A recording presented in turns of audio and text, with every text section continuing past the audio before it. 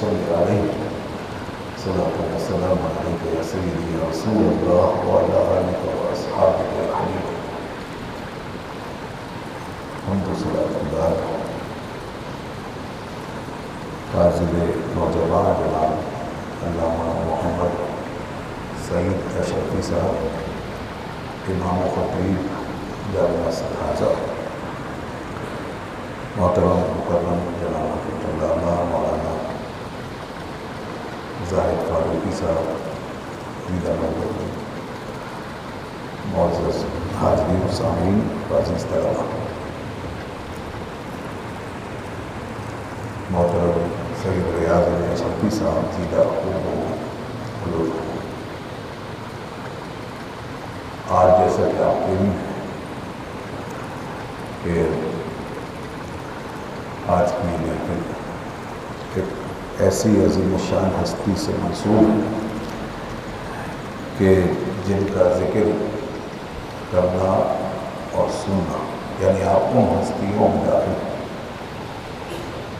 کہ جن کا ذکر سننا اور کرنا عبادت ہے، جن کی باتیں کرنے سے ایمان کو جلا ہوتی ہے۔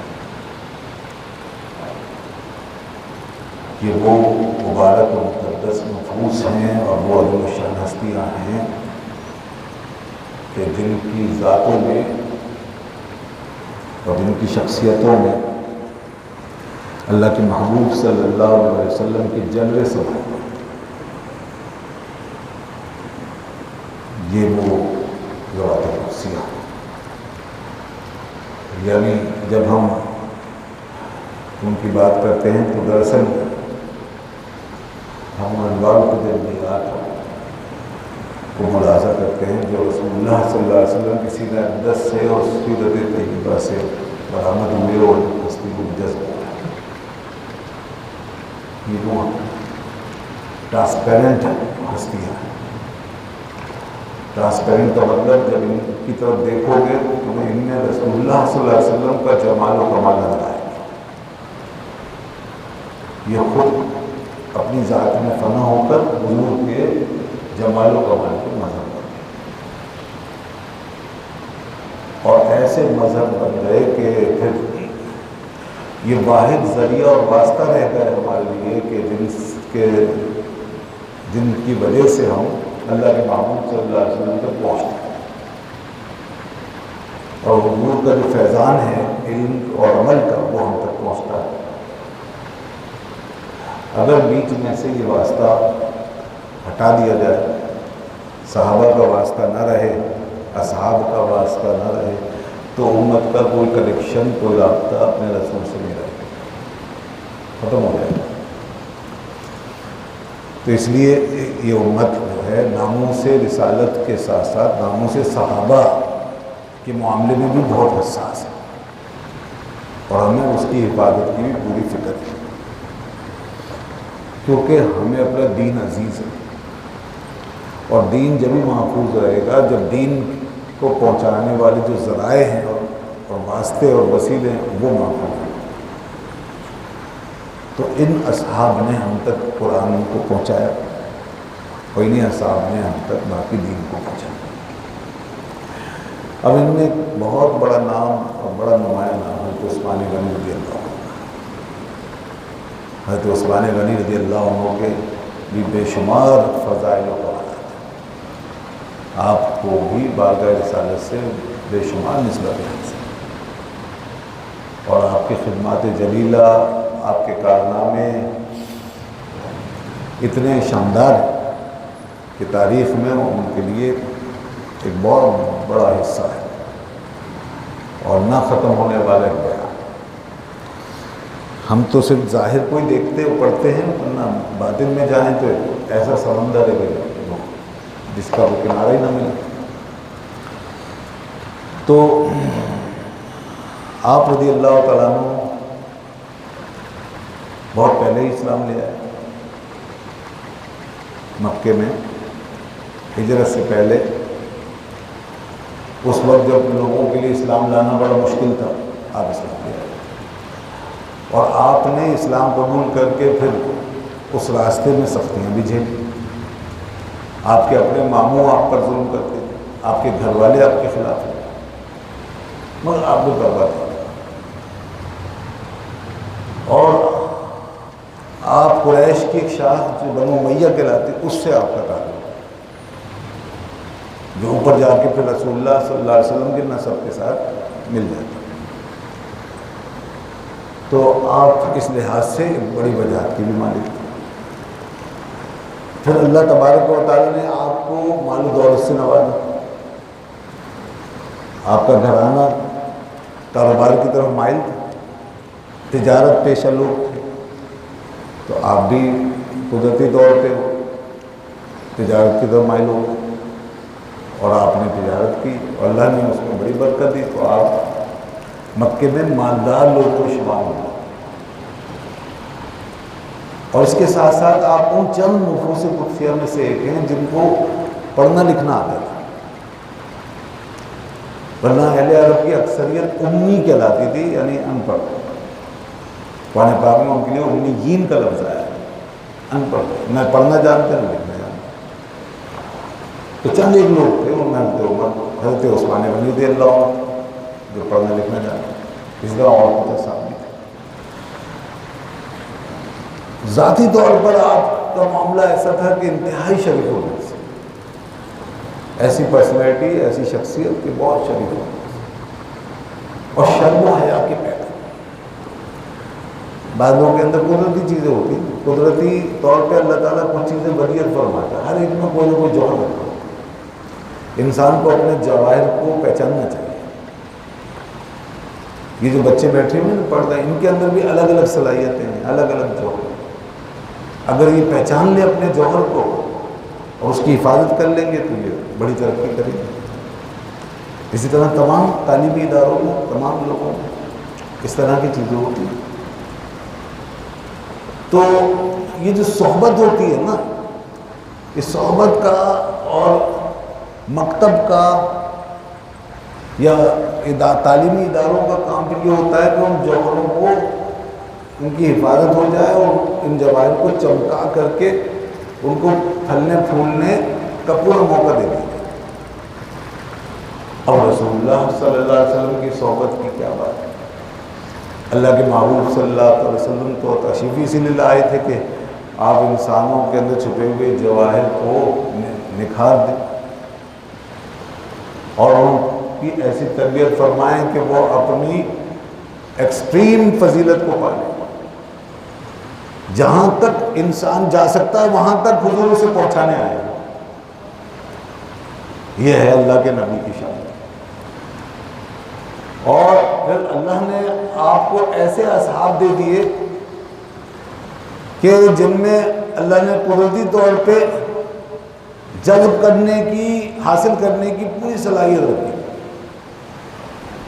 ہر قسم کا پوٹینشیل اور صلاحیت تھی، اور پھر اس میں مختلف جواہر اور خصوصیات ان کے اندر رکھے۔ تو جب ان گویا شخصیت کے ان سنگریزوں کے سامنے وہ آفتاب نبوت چمکا، تو یہ جو پہلے ذروں کی طرح بکھرے ہوئے تھے نا، اور جن کے جواہر چھپے ہوئے تھے تاریکی میں، تو آفتاب نبوت کی کرنوں نے ان کو ایسا پالش کیا کہ وہ چمک کر کہیں سے کہیں پہنچ گیا۔ وہ کسی نے بہت خوبصورت شعر کہا جس میں ساری تصویر بند ہو گئی کہ تو نے ذرے کو دیکھا تو زر کر دیا، تو نے قطرے کو دیکھا گوہر کر دیا، تو نے ذرے کو دیکھا تو زر کر دیا، تو نے حبشی کو رشک کمر کر دیا، تو نے حبشی کو رشک کمر کر دیا، ڈوبا سورج تیرا نہ تیرا کام۔ یہ کام کیا حضرت عثمان بھی اسی طرح حضور کی بارگاہ میں آئے، کیا کیا جواہر ان کے اندر تھے وہ سب چمکنے لگے، شرافت نکھر کے سامنے آ گئی، طبیعت کی سادگی پوری شخصیت بن گئی، شرم و حیا پورا لباس بن گئی، اور ان کے لیے ایک پوری پہچان بن گئی۔ سخاوت ایسی عطا ہوئی کہ سبحان اللہ، عثمان غنی کہلائے، سخاوت کے بادشاہ کہلائے۔ یہ ساری چیزیں، اور جو سوچنے سمجھنے کی صلاحیتیں تھی وہ نور نبوت سے جلا پا کر کے درجہ اجتہاد کو پہنچ گئی، اور پھر اس کے بعد انہوں نے اپنی صلاحیت سے بھی کام لے کر کے دین کی وہ خدمت انجام دی کہ آج پتہ نہیں ہم کتنے ایسے طریقوں سے مستفید ہو رہے ہیں جو حضرت عثمان غنی رضی اللہ عنہ جاری. یہ ہے وہ چیز جو انہوں نے پائی. تو آپ چونکہ بہت جلدی اسلام لے آئے، یعنی مکے کے دور سے، اس لیے السابقون الاولون داخل ہوئے. اور پھر رسول اللہ صلی اللہ علیہ وسلم نے آپ کو مزید قربت عطا فرمائی اور آپ کو اپنے گھرانے کی نسبت سے مشرف کر دیا. اب کسی کو حضور کے گھر کی نسبت حاصل ہو جائے تو پھر اس کے لیے کتنا بڑا شرف ہے. اور وہ کیسے کہ آپ صلی اللہ علیہ وسلم نے اپنی لخت جگر سیدہ رقیہ اور پھر اس کے بعد دوسری لخت جگر سیدہ ام کلثوم رضی اللہ عنہما کا نکاح حضرت عثمان سے کر دیا. یعنی حضرت عثمان غنی رضی اللہ عنہ کو شرف دامادی سے نواز دیا. اور ایسا نوازا ہے کہ ایک نہیں 2 لخت جگر حضور نے اپنی ان کے نکاح میں دی. 2 بیٹیاں دی. جب ایک کا وصال ہو گیا تو دوسری بیٹی کو بھی بیاہ دی. اور پھر اس کے بعد جب دوسری بیٹی کا بھی وصال ہو گیا تو حضور نے فرمایا اگر لو کانت عندی اخری لزوجتها بعثمان، اگر میرے پاس تیسری ہوتی اور بھی ہوتی تو وہ بھی عثمان کے نکاح میں دے دیتی. اور بعض روایتوں میں یہ بھی آیا کہ آپ نے فرمایا کہ اگر میرے پاس 40 بیٹیاں بھی ہوتی تو ایک ایک کر کے سب عثمان کو دے دیتے. اللہ ذرا غور کریں. انہیں تو 2 بیٹیوں کے ساتھ ہی ایسی نسبت حاصل ہو گئی کہ جو دنیا میں کسی کو نہیں ملی. انبیاء کرام علیہ السلام کی تاریخ میں کبھی ایسا نہیں ہوا کہ کسی امتی کے پاس کسی نبی کی 2 بیٹیاں ہیں. کوئی بھی مطلب ذو النورین نہیں بن سکا، 2 نور والا کوئی نہیں بن سکا. یہ صرف حضرت عثمان غنی کی فضیلت ہے کہ ان کے حصے میں آپ صلی اللہ علیہ وسلم کی 2 صاحبزادیاں آئیں، آپ کے حوالے میں 2 بیٹیاں آئیں، اور اس کی نسبت سے پھر آپ کو ذو النورین کہا گیا، یعنی 2 نور والے. تو یہی بہت بڑی بات تھی. لیکن اس کے اوپر جب یہ فرمایا کہ اگر میری 40 بیٹیاں بھی ہوتی تو میں ایک ایک کر کے سب عثمان کو دے دیتا، تو یہ تو اور بھی بہت آگے چلی گئی بات. یعنی آپ دیکھیں کہ حضرت عثمان غنی رضی اللہ عنہ کتنے معتمد علیہ، کتنے معتبر ہو گئے. بارگاہ رسالت میں کتنا اعتبار ان کے لیے قائم ہو چکا. تو اعتبار قائم کب ہوتا ہے کسی کا؟ جب کسی کے پاس کردار ہوتا ہے. جب کسی کے پاس کردار ہوتا ہے، کسی کے پاس کوئی صلاحیت ہوتی ہے، کوالیفیکیشن ہوتی ہے. اللہ کے نبی کے یہاں اعتبار، حضور کی بارگاہ میں اعتبار کا قائم ہونا گویا کہ خدا کے یہاں اعتبار کا قائم ہونا ہے. ہم آپ بھی اگر اپنے بچوں کا نکاح کرتے ہیں تو بہت کچھ دیکھتے ہیں، اور ہم بہتر سے بہتر رشتہ تلاش کرتے ہیں، ہر لحاظ سے پرکھتے ہیں، سب چیزیں دیکھتے ہیں. ہر آدمی چاہتا ہے کہ میری بیٹی کا رشتہ ایسی جگہ پر ہو جہاں کہ مجھے کوئی رسوائی نہ ہو، اور میری بیٹی کو کوئی تکلیف نہ ہو، اور وہ آرام سے سکون سے زندگی گزارے. تو حضرت عثمان غنی رضی اللہ عنہ ایک ایسی ہی شخصیت تھی. ان کا علم، ان کا عمل، ان کا ایمان، ان کا کردار، ان کی حیا، ان کی شخصیت اس مقام پر تھی کہ رسول خدا صلی اللہ علیہ وسلم نے اپنی ایک نہیں بلکہ 2 بیٹیوں کو ان کے حوالے میں دیا. تو حضرت عثمان غنی رضی اللہ عنہ کا یہ مقام یہاں سے پتہ چلا. اس کے بعد سیدنا عثمان غنی رضی اللہ عنہ کو آگے پھر بہت ساری خدمات کا موقع ملا. جیسا کہ میں نے ابھی بتایا نا کہ ان کو اللہ نے مال دیا تھا، تو پھر انہوں نے اپنا مال زر کثیر خرچ کیا اسلام کی راہ میں. جب بھی ضرورت پڑی وہ اپنے مال کو ایسے پیش کرتے تھے جیسے پانی بہا دیا جاتا ہے. بغیر کسی تردد و اجملال۔ اور پھر اصل بات تو یہ ہے نا کہ وہ چیز قبول ہو جائے بارگاہ رسالت میں، تو سبحان اللہ ایسی قبولیت کہ حضور نے وہ الفاظ آپ کے لیے ارشاد فرمائے جو کسی اور کے لیے نہیں فرمائے۔ جب انہوں نے یہ قربانی دی اور ایسے سنگین موقعوں پر کہ جہاں مال کی اشد ضرورت تھی اور وہاں مسلمانوں پر بڑا تنگی کا وقت آیا ہوا تھا، تو ان مواقع پہ سیدنا عثمان غنی رضی اللہ عنہ نے جو اپنا مال خرچ کیا تو رسول پاک صلی اللہ علیہ وسلم چشمان اقدس ٹھنڈی ہو گئی، حضور کا قلب انور خوش ہوا، سرکار کو خوشی ہوئی۔ اللہ کے رسول خوش ہو جائیں تو بس اللہ کی رضا حاصل ہو گئی۔ چنانچہ جب مسجد شریف کا توسیع کا وقت آیا، مسجد نبوی کی توسیع کا وقت آیا اور اس میں متصل جگہ کو خرید کر اس میں شامل کرنے کا موقع تھا، اور کوئی بھی ایسا نہیں تھا کہ وہ یہ خرچ کر سکتا، لوگوں کے پاس اتنا مال نہیں تھا۔ اس وقت حضرت عثمان غنی رضی اللہ تعالیٰ عنہ آگے آئے اور ہزاروں درہم دینار خرچ کر کے وہ جگہ خرید کے رسول اللہ صلی اللہ علیہ وسلم کی خدمت میں پیش کر دی، اس پر جنت کی بشارت دے دی۔ ایسے ہی جب مسلمانوں کو مدینہ طیبہ میں پانی کی قلت کا سامنا ہوا اور پینے کے لیے پانی نہیں تھا، ایک ہی کنواں تھا بیر روما کا جو کہ ایک یہودی کی ملکیت تھا اور وہ پانی بیچتا تھا، اور پھر اور وہ پیسے بڑھاتا چلا گیا۔ جب دیکھا لوگوں کی ضرورت بڑھ رہی ہے تو پیسے بڑھانے لگا، تو لوگوں کو بڑی تنگی۔ اس وقت بھی حضور نے فرمایا کون خریدے گا، من یشتری بیر روما ویجعل دلوہما دلاء المسلمین، کون خریدے گا اس بیر روما کو اور مسلمانوں کے ڈول کے ساتھ میں اپنا ڈول ملا لے، یعنی مسلمانوں کے لیے اس کو وقف کر دے، لوگوں کو پلائے۔ بخیر لہو منہا فی الجنت، ایک ایسی چیز کے بدلے میں جو جنت میں ملے گی اور اس سے بہتر ہے وہ، یعنی یہ قیمت بتائی اس کی حضور نے کہ جو یہ خریدے گا اس کے لیے اس سے بھی بہتر ایک چیز ہے جو جنت میں ہے، کون خریدے گا؟ حضرت عثمان آئے، وہاں بھی ہزاروں درہم خرچ کیے، خریدا اور وقف کر دیا۔ سبحان اللہ۔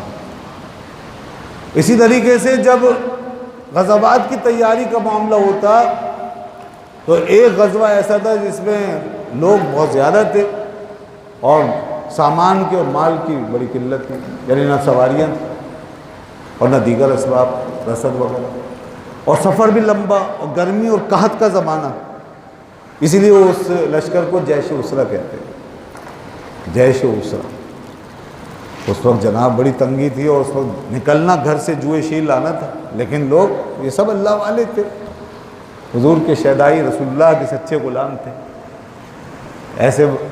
ایسے نازک وقتوں میں ساتھ چھوڑنے والے نہیں تھے، تیار تھے سب، سروں سے کفن باندھ کے کھڑے، ٹھیک ہے، لیکن بہرحال پریشانی تکلیف، اللہ کے محبوب صلی اللہ علیہ وسلم کو اس بات کا احساس تھا، تو آپ نے لوگوں کو ترغیب دلائی۔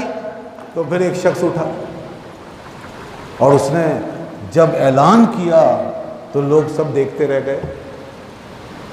حضور نے ترغیب دلائی کون ہے جو اس لشکر کی مدد کرے گا؟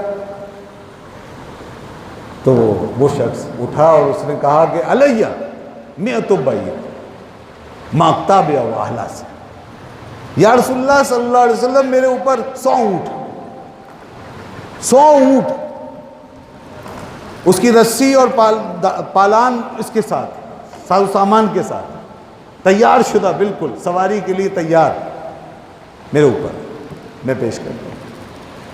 مگر چونکہ لوگ زیادہ تھے اور ضرورت تھی تو حضور نے پھر ترغیب دلائی کہ کوئی ہے جو مدد کرے گا، تم میں اور کوئی اٹھے گا؟ پھر وہی شخص اٹھا اور اس نے کہا یا رسول اللہ علیہ مئۃ بعیر،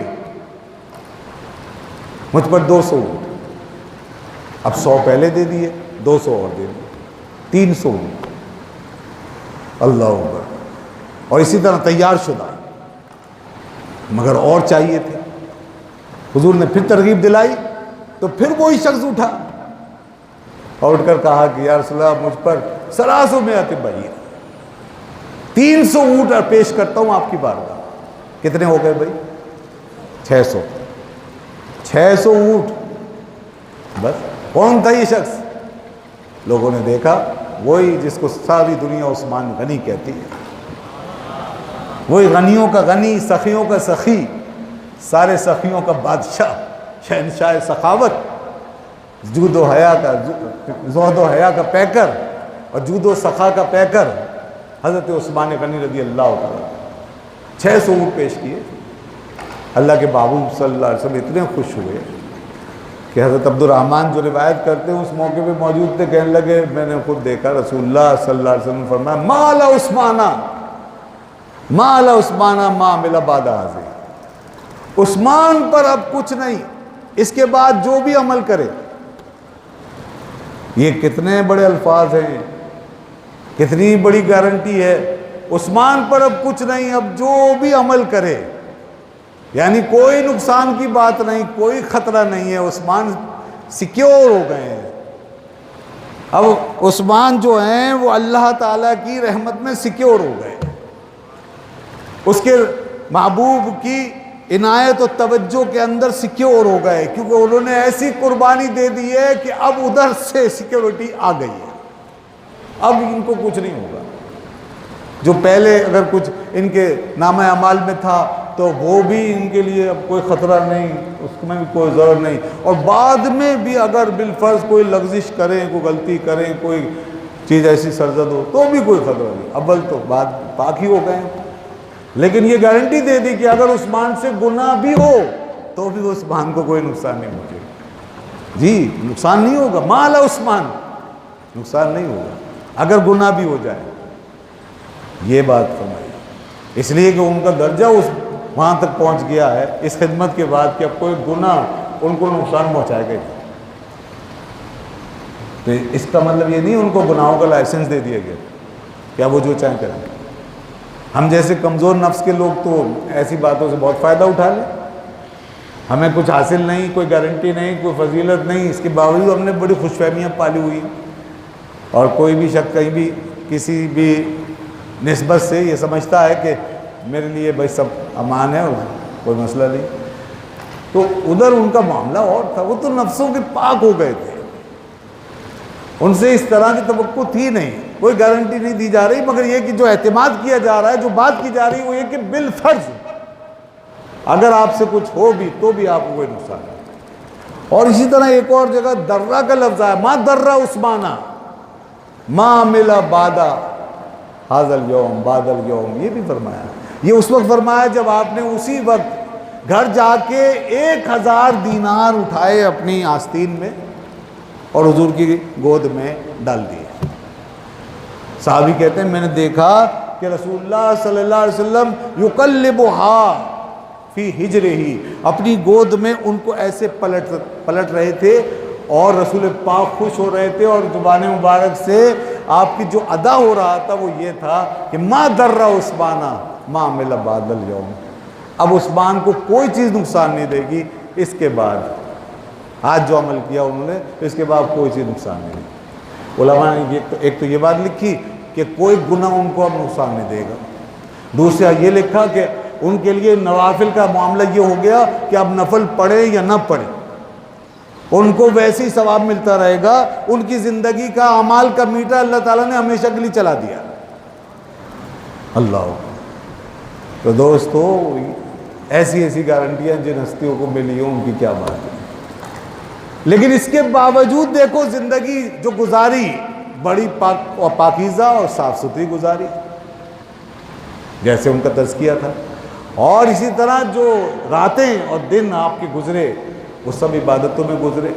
حالانکہ نوافل پڑھنے کی آپ کو ضرورت نہیں رہی تھی، نوافل کا ثواب بغیر کیے انہیں مل رہا تھا، مگر پھر بھی ساری رات نفل میں کھڑے رہتے تھے اور ایک رکعت میں پورا قرآن ختم کر لیتے تھے.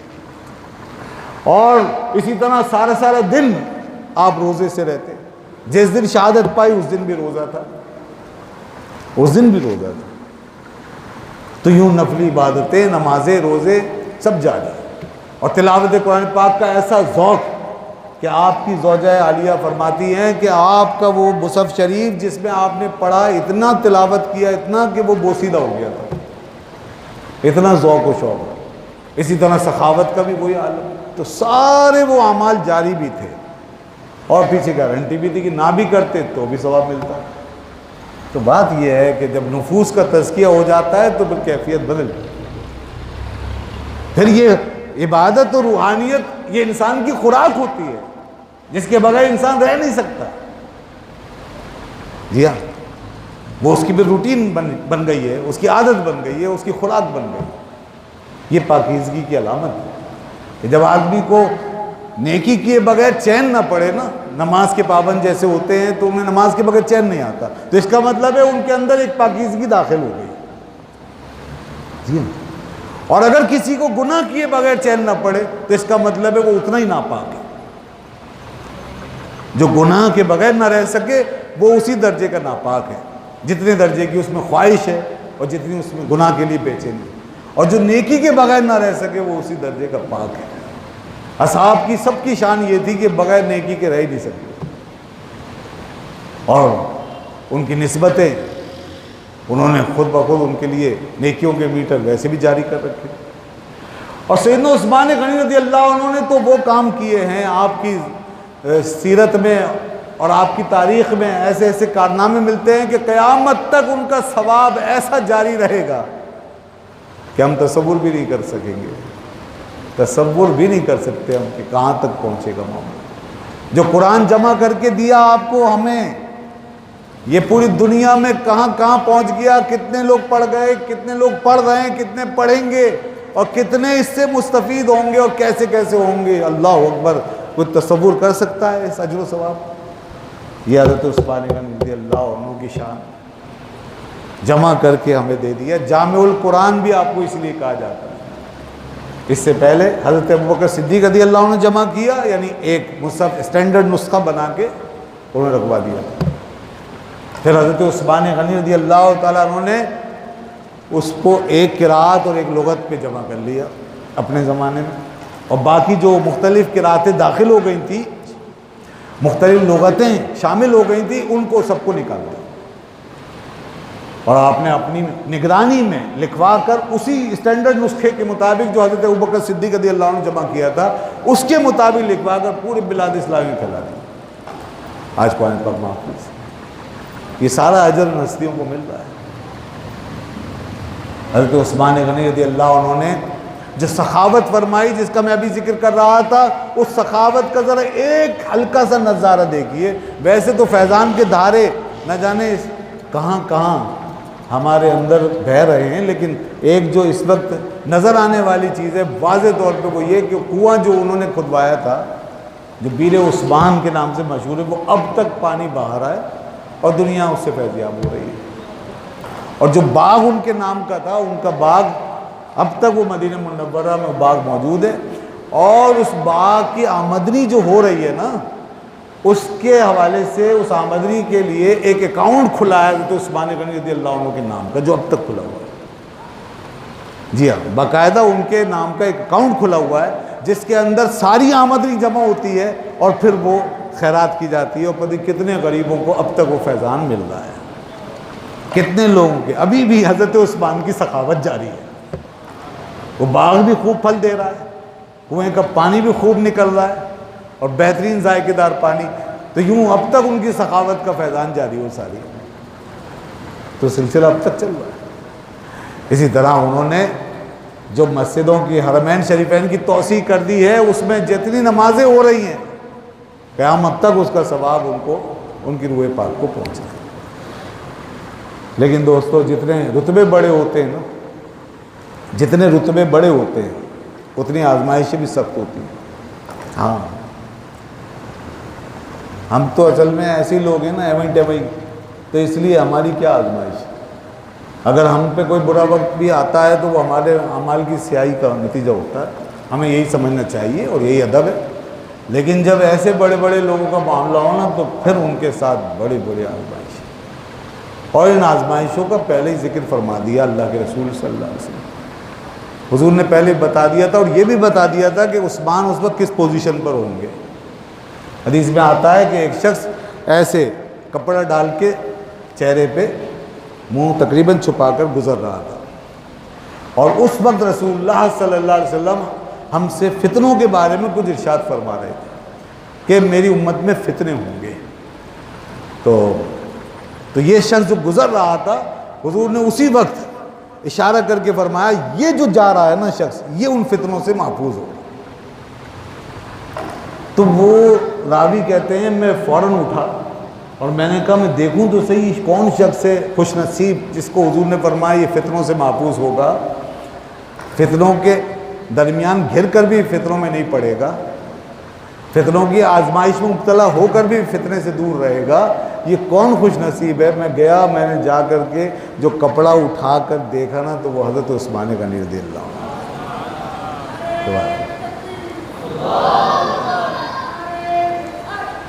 یا رسول اللہ، وہ سیدنا عثمان غنی رضی اللہ عنہ۔ اور آپ اسی طرح بارہا آپ کو بتایا گیا کہ آپ شہید ہیں۔ حضور جب احد پہ تشریف لے گئے، جب سبیر پہ تشریف لے گئے، جب حرا پہ تشریف لے گئے، تو اس وقت کئی دفعہ یہ واقعہ ہوا، حضرت عثمان ساتھ تھے، حضرت ابوبکر صدیق بھی ساتھ تھے، حضرت عمر بھی ساتھ تھے۔ اور بتا دیا گیا ہے، پہاڑ کو مخاطب کر کے رسول اللہ صلی اللہ علیہ وسلم نے یہ بتا دیا تھا کہ تجھ پر ایک اللہ کا نبی، ایک صدیق اور 2 شہید سوار ہیں۔ یہ بتا دیا تھا کہ شہادت ہے۔ حضرت عثمان، حضرت عمر رضی اللہ عنہ، ان دونوں کو شہید قرار دیا۔ اور پھر ایک باغ میں جب حضور اکرم صلی اللہ علیہ وسلم تشریف فرما تھے اور وہاں باری باری لوگ آ رہے تھے، پہلے حضرت ابوبکر صدیق آئے تو حضور نے فرمایا، دروازہ کھولنے سے پہلے ہی فرما دیا جو آنے والا آ رہا ہے نا اس کو داخلے کی اجازت دے دو اور جنت کی بشارت دے دو۔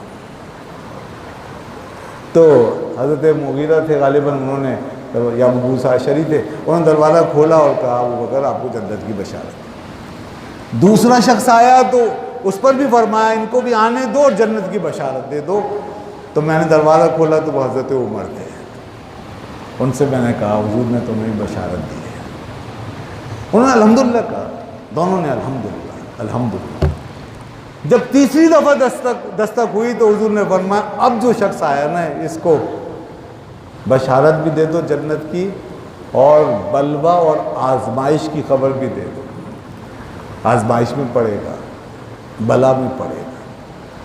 چنانچہ میں نے دروازہ کھولا تو میں نے دیکھا حضرت عثمان غنی، تو میں نے ان کو بتایا کہ تمہارے لیے یہ بات ہے۔ تو انہوں نے بھی الحمدللہ کہا اور اس کے بعد کہا اللہ المستعان، اللہ ہی مددگار ہے۔ تو صبر، یعنی پھر آپ نے یہ سمجھ لیا کہ مجھے صبر کرنا ہے۔ اور جناب پھر خلافت کے 6 سال گزرنے کے بعد جو وقت آیا ہے آپ پر آزمائش کا، اللہ اکبر، 12 سال خلافت فرمائی ہے آپ نے۔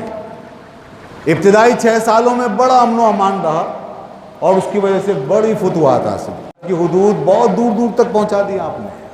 یہ ساحل مکران سے لے کر کے آذربائیجان تک، آرمینیا آذربائیجان تک اسلام کا جھنڈا لہرا رہا تھا، اور ادھر جناب افغانستان سے لے کر کے ایشیا کوچک تک سب بعض علاقے دوبارہ فتح کیے جن میں شورش ہو گئی تھی، اور پھر روم، قبرص، آگے یورپ کی سرحدوں میں داخل ہو گئے مسلمان۔ آپ نے اجازت دے دی تھی حضرت امیر معاویہ کو بھاری بیڑا بنانے کی اور یورپ میں داخل ہونے کی، جی ہاں بالکل، اس سے پہلے اجازت نہیں تھی۔ حضرت عمر رضی اللہ عنہ نے اجازت نہیں دی تھی، اور انہوں نے اس لیے اجازت نہیں دی تھی کہ وہ مسلمانوں کو خطرے سے بچانا چاہتے تھے، کیونکہ سمندری سفر ہے بڑا خطرناک۔ اب تو خیر بہت آسانی سے لوگ کرتے ہیں، اگرچہ خطرہ اب بھی ہے، مگر اس وقت تو بہت ہی خوفناک سفر، لکڑی کے تختے ہی ہوتے تھے اس میں، یہ جہاز یا کشتیاں اس طرح کی، ڈنڈے اور تختے اس پہ بیٹھ کر جاتے تھے لوگ لہروں کے اندر۔ یہ چاہ رہے ہیں جس نے آپ کی خدمت میں نقشہ پیش کیا تھا نا اس سفر کا، تو اس کو سننے کے بعد حضرت عمر رضی اللہ عنہ فرمایا میں مسلمانوں کو اپنی فوجوں کو خطرے میں نہیں ڈال سکتا، چھوڑ دیا۔ لیکن حضرت امیر معاویہ بار بار پھر کہتے رہے، حضرت عثمان کا زمانہ آیا تو انہوں نے کہا کہ یا امیر المومنین اجازت دے دیجیے، کیونکہ یہ حصہ جو ہے نا، یہ گوشہ، یہ اس سے ہمیں ہر وقت خطرہ ہے، روم کی طرف سے ہر وقت خطرہ ہے، اور یہ رومی جو ہیں یہ بھاری بیڑا بنا کے بیٹھے۔ تو حضرت عثمان کے حصے میں اصل میں یہ چیز آنی تھی، یہ کارنامہ کہ مسلمانوں کی جو بحریہ ہے نا اس کو سب سے پہلے بنوایا حضرت عثمان غنی، یہ باریہ جو ہے میرین، یہ حضرت عثمان نے بنوائی اور حضرت امیر معاویہ رضی اللہ عنہ نے اس میں پیشکش بھی کی، چنانچہ وہ باریہ بنی اور یہ بحری فوج جو ہے تیار ہوئی، اور یہ بحری بیڑا پہلا بحری بیڑا تھا مسلمانوں کا جو پھر گیا قبرص اور اس طرف یونان کی طرف، وہاں جا کے انہوں نے پھر ان سے لڑائی کی اہل روم سے، جو وہاں تیاریاں کر رہے تھے ہر وقت حملے کی، تو آج فتح کر لی۔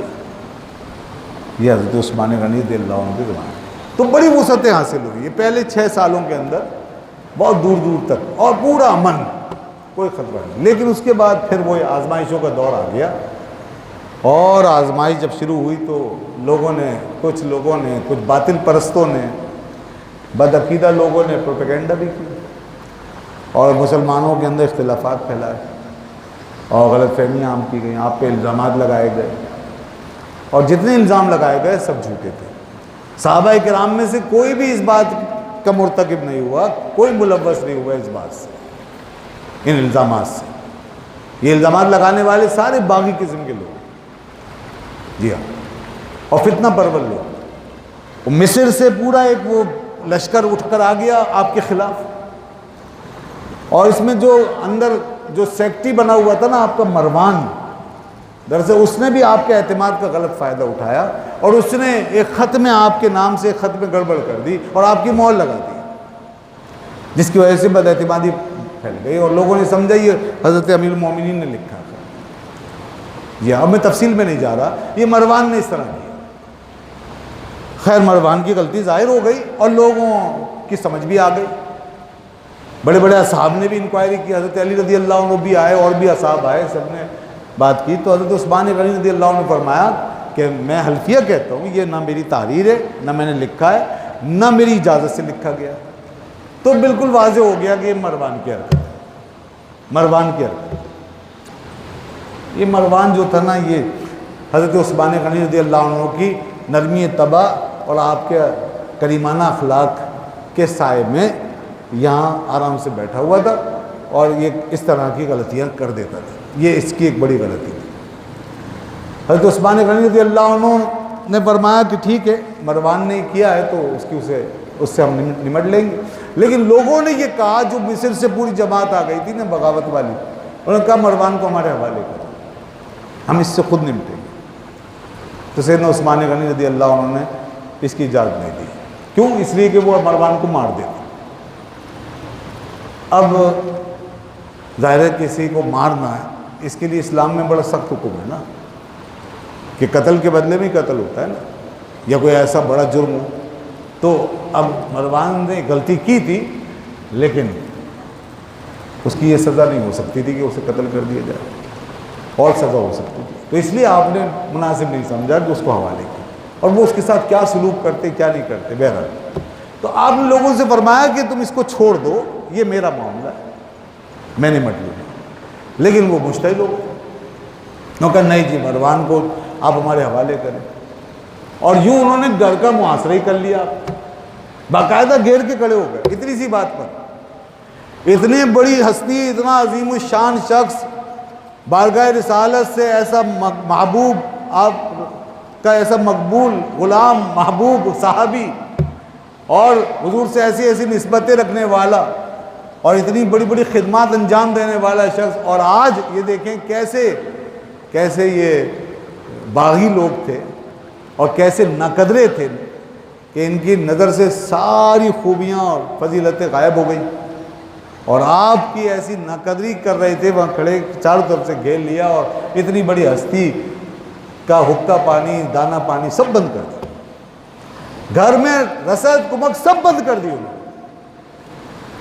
کتنی اذیت دی، اور یہ چند ہزار لوگ تھے بس، زیادہ نہیں۔ آپ کے پاس تو فوجیں ہی فوجیں تھی، آپ پوری دنیا میں سپر پاور تھے اس وقت، اسلامی سربراہ سپر پاور ہوتے تھے، لاکھوں مربع میل کی سرزمین آپ کے پاس تھی۔ حضرت عمر رضی اللہ عنہ نے 22 لاکھ مربع میل چھوڑی تھی زمین اپنے دور میں، اور اس وقت اس سے بھی کہیں زیادہ، کوئی تقریباً 40 سے 50 لاکھ مربع میل سرزمین کے آپ حاکم اور امیر تھے، اور چند ہزار لوگوں نے گھر کے گرد محاصرہ کیا ہوا۔ اللہ اکبر! دوستو آج تصور ہو سکتا ہے اس کا؟ لیکن دیکھو ان کی شرافت، ان کی بلندی کردار دیکھو، ان کی عظمت کردار دیکھو کہ وہ انتقام کے قائل نہیں تھے، وہ لوگوں کے کشت و خون کے قائل نہیں تھے۔ اگر وہ مروان کو بچا رہے تھے تو دوسری طرف وہ ان باغیوں کو بھی اس طرح کشت و خون کر کے مارنا نہیں چاہتے، ورنہ کیا دیر لگتی، ایسے اڑا دیے جاتے سارے۔ اور پھر کیسے کیسے مجاہد حضرت عثمان غنی رضی اللہ عنہ کی بارگاہ میں حاضر ہیں، حضرت علی رضی اللہ عنہ نے اپنے سارے شعر ان کی خدمت میں پیش کر دیے۔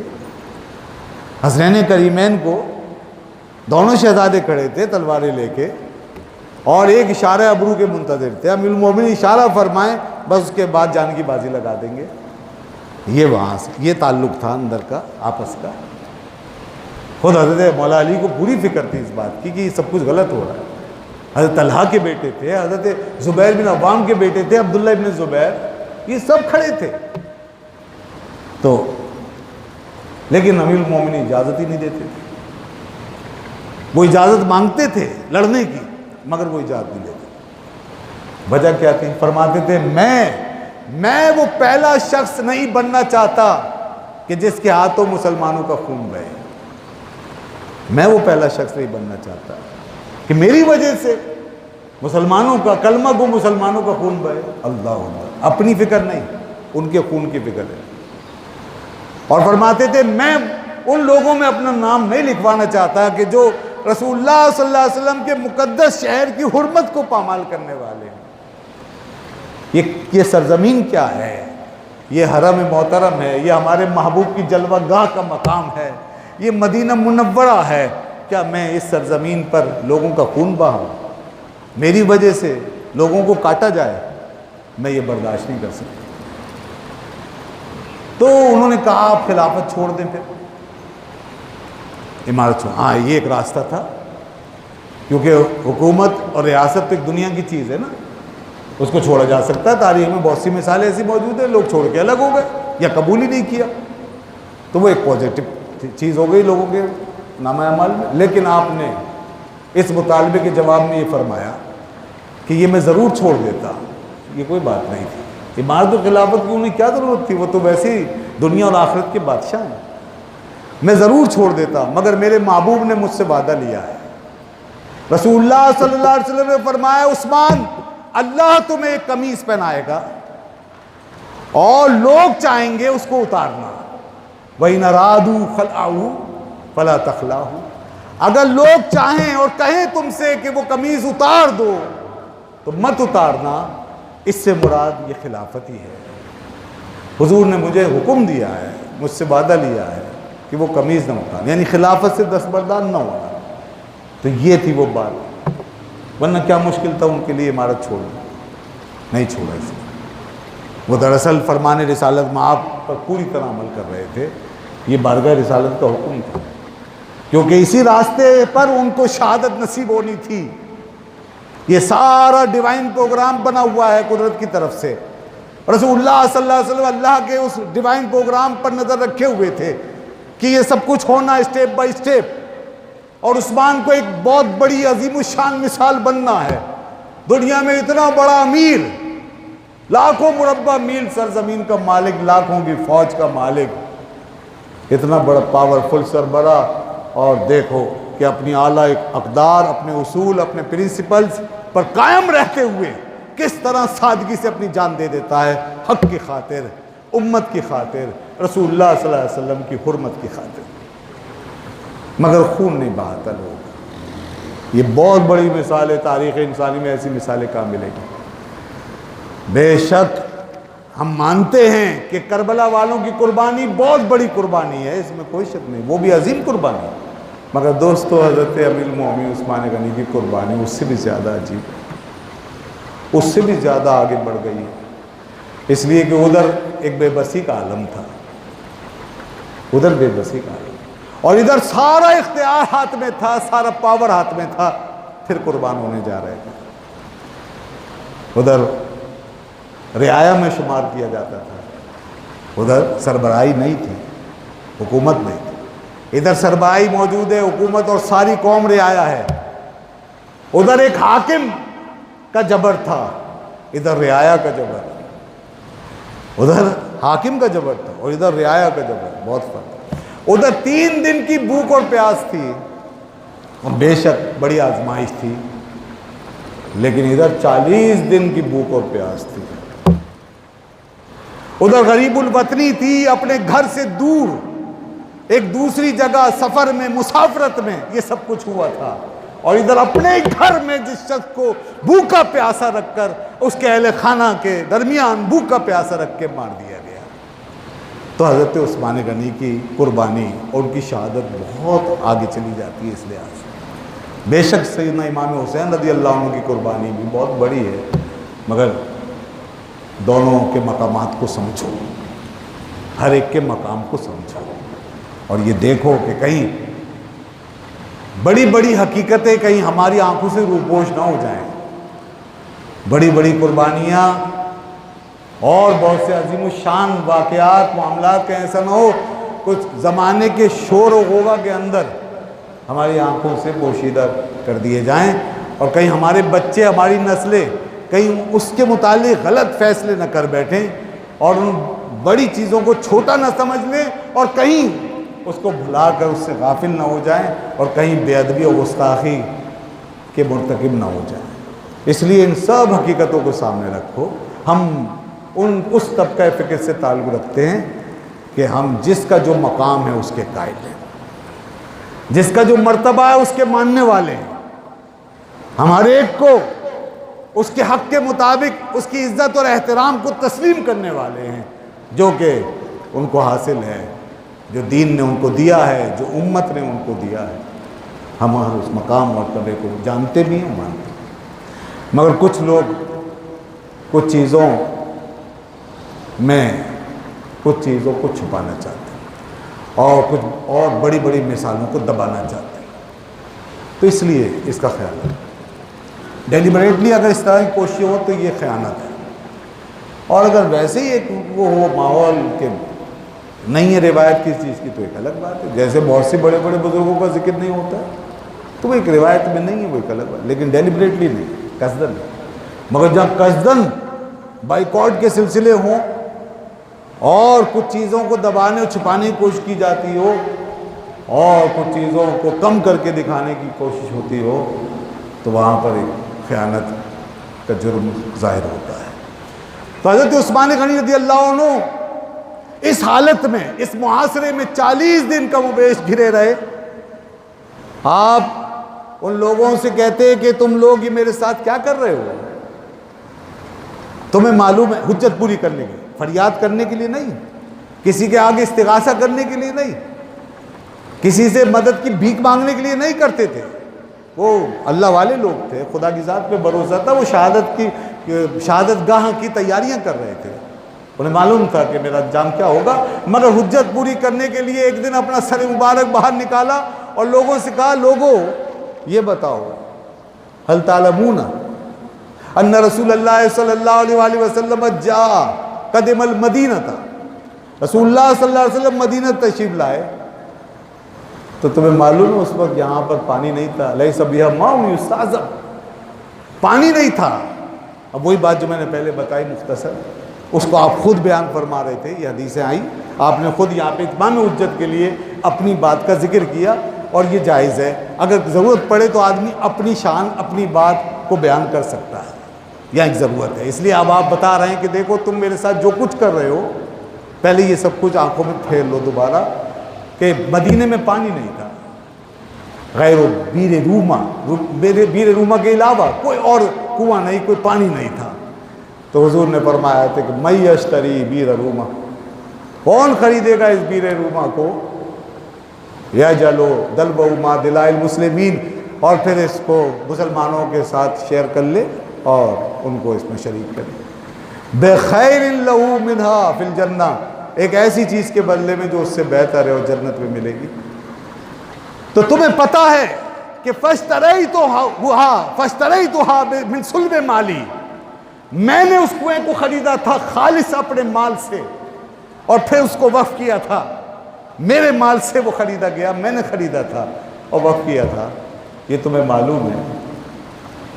فَأَنْتُمُ الْيَوْمَ تَمْنَعُونَنِي أَنْ أَشْرَبَ منہا حتی اشرب من ماء البحر، تو کیا آج تم مجھے اس کنویں سے پانی پینے سے روکتے ہو؟ یہاں تک کہ میں اور میرے گھر والے اب سمندر کا کھاری اور نمکین پانی پی رہے ہیں۔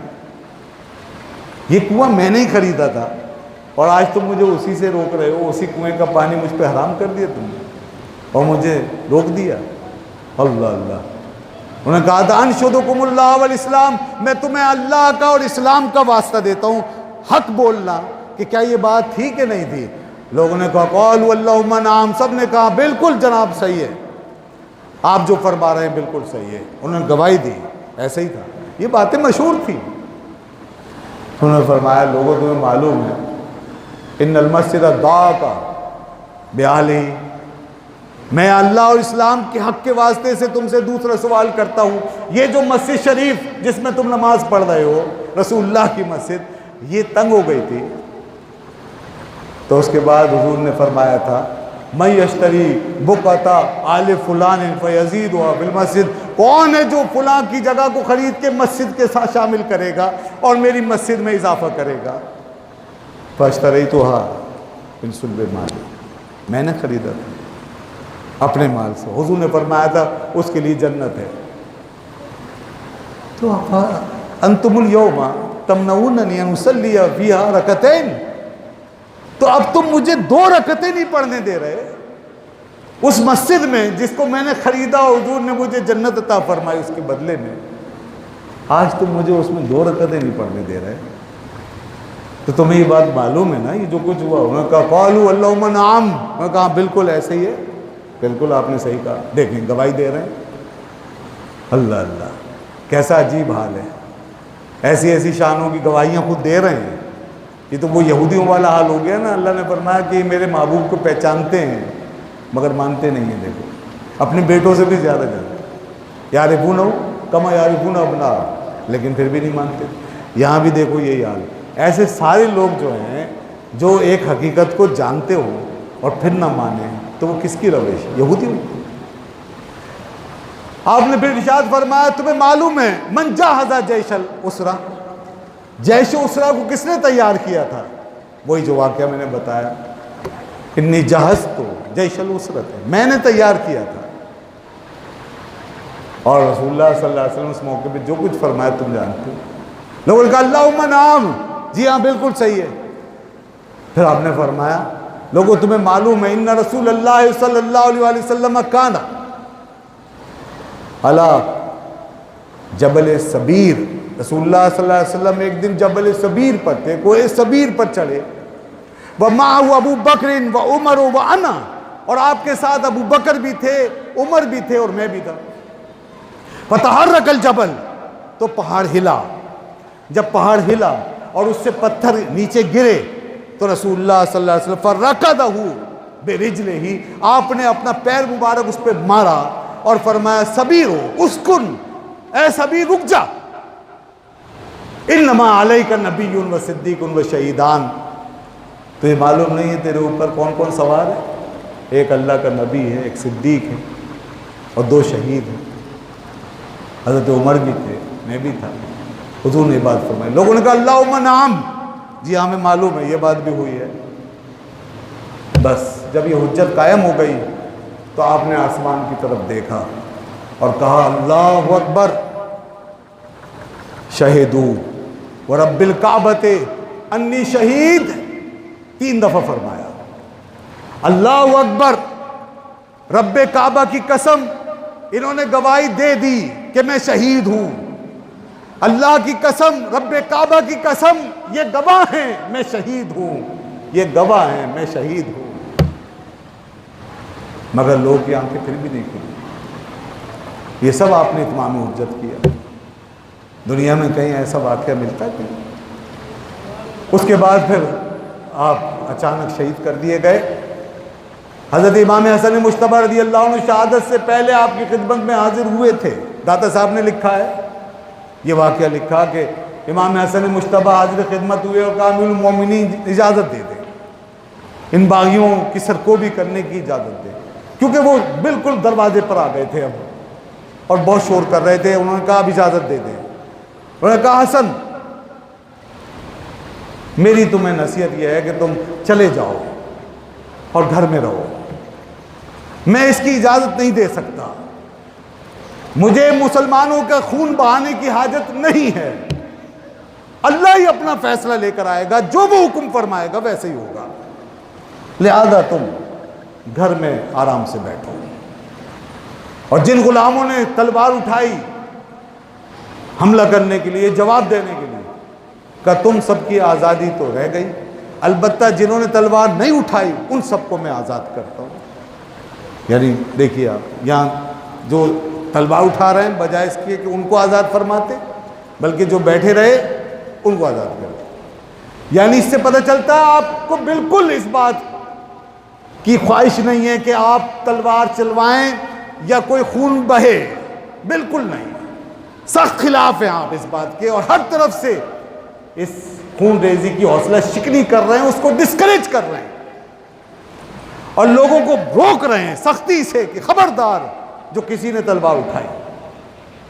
یہ وقت شہادت ہے، کہ آزمائش کا وقت۔ اب باغی کئی دن ہو چکے تھے، پھر وہ گھر میں کسی طرح اتر گئے 2-3 آدمی، اور پیچھے سے جا کے لا علمی میں لوگوں کو پتہ نہیں چلا، پیچھے سے داخل ہو کے آپ کے اندر کمرے میں چلے گئے، حجرے میں۔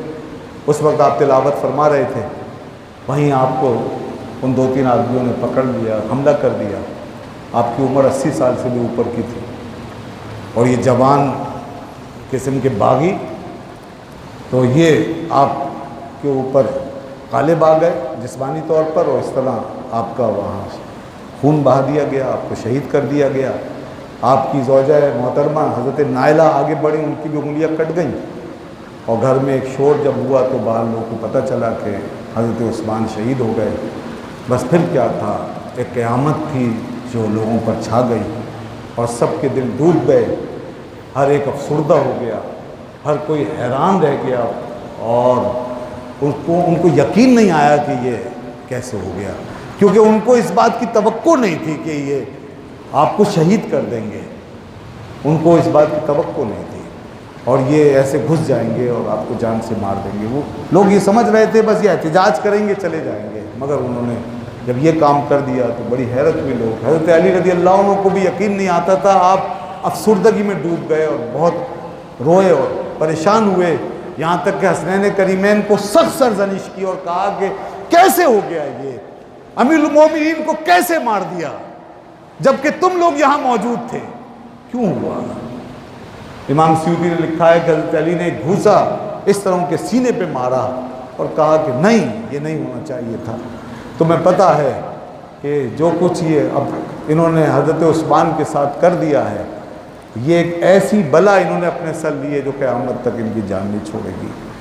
آج ہم ان بڑی بڑی شہادتوں کے حوالے سے دیکھیے کس قسم کی آزمائشوں میں آج مبتلا ہیں، کہ یہ جو نقصان ہوا ہے امت کا، ایسے بڑے بڑے لوگ شہید ہوئے، تو اس کے بعد جو خلا پیدا ہوا اور جو فتنے بے قابو ہوئے، تو آج تک اور قیامت تک اب ان فتنوں کی کوئی سرکوب بھی نہیں کر سکتا۔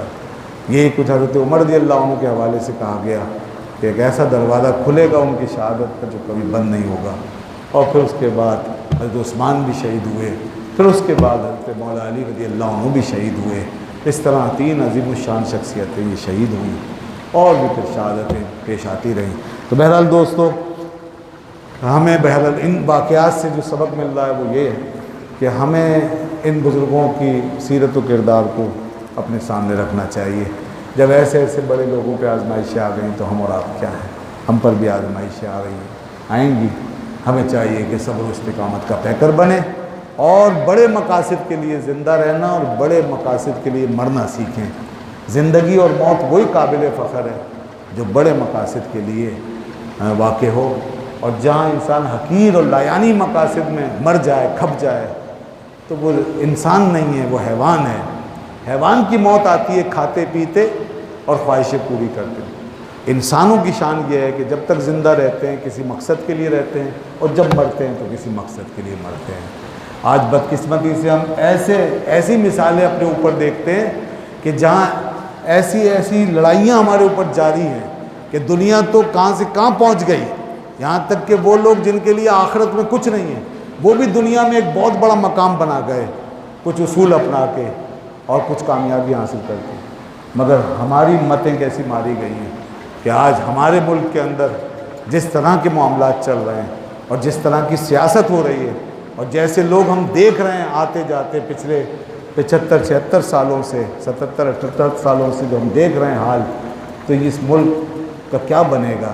اور ہم یقیناً آج کے دور میں بھی اس حالت میں ہیں کہ دنیا میں کسی سے کمپیئر کرنے کے قابل نہیں ہیں۔ ہم اپنے اسلاف کے سامنے تو کچھ بھی نہیں ہے، مگر آج بھی دنیا نے جو کچھ پا لیا ہے، تو یعنی دنیا تو ترقی کے راستوں پہ چل رہی ہے اور اپنے بینیفٹس، اپنے مفادات، اپنے مقاصد کو پورا کر رہی ہے، مگر یہاں ہماری لڑائیاں ہیں، سازشیں ہیں اور ایک دوسرے کے خلاف مہمات ہیں، اور جو کچھ نہیں ہونا چاہیے وہ سب کچھ ہے۔ یہ ہمیں لے کے ڈوب رہا ہے سارا معاملہ، اور ملک تباہ ہو رہا ہے، برباد ہو رہا ہے ایسے حکمرانوں کے نیچے۔ اللہ تعالیٰ ان کو عقل سلیم عطا فرمائے اور انہیں ملک و قوم کی محبت کا اللہ ایک ذرہ ہی دے دے۔ ہمارے اوپر ایسے لوگ گزر گئے جنہوں نے اپنی جانیں قربان کر دی مگر ایک خون نہیں بہنے دیا، اور ادھر یہ حال ہے کہ لوگ اپنی ایک جان کے لیے، بلکہ جان بھی کہاں، اپنے صرف ایک مفاد کے لیے اور ایک مالی اور نفسانی فائدے کے لیے جو ہے اس ملک اور اس قوم کو کھلونا بنا کے چلا رہے ہیں، کھلونوں کی طرح چلا رہے ہیں، صرف اپنے مفاد کے لیے۔ یہ پوری قوم کھلونا ہے ان کے لیے، تو کیسا دور آ گیا ہے۔ اللہ تعالیٰ ہمیں ایسے لیڈروں سے محفوظ رکھے، شر سے محفوظ رکھے، اور کم از کم اپنے اسلاف کی کوئی ایک ادنا مثالی ہمارے لیے اللہ تعالیٰ پیدا فرما دے، ہمارے اسلاف کی کوئی ادنا مثال جو ہماری گاڑی کو آگے لے کے چل سکے اور ہماری لگاموں کو تھام سکے۔ اللہ تعالیٰ سب کا حامی و ناصر ہو۔ وآخر دعوانا